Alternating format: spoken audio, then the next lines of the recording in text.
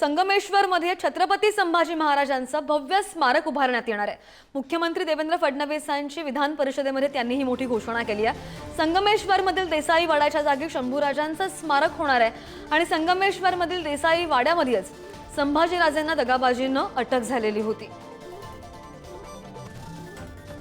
महोदय, निश्चितपणे तो जो सरदेसाई वाडा आहे, ज्या ठिकाणी शेवटच्या क्षणी छत्रपती संभाजी महाराज होते, त्याला त्या ठिकाणी अधिग्रहित करून आणि त्या ठिकाणी छत्रपती संभाजी महाराजांना साजेश स्मारक हे तयार करण्याकरता राज्य सरकार पुढाकार घेईल।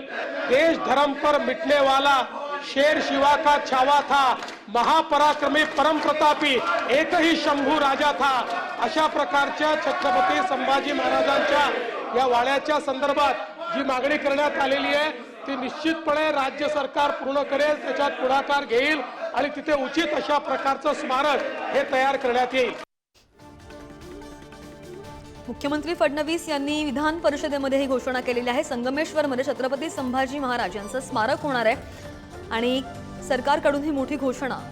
संगमेश्वरमधील देसाई वाड्याच्या जागी शंभूराजांचं स्मारक उभारण्यात येणार आहे।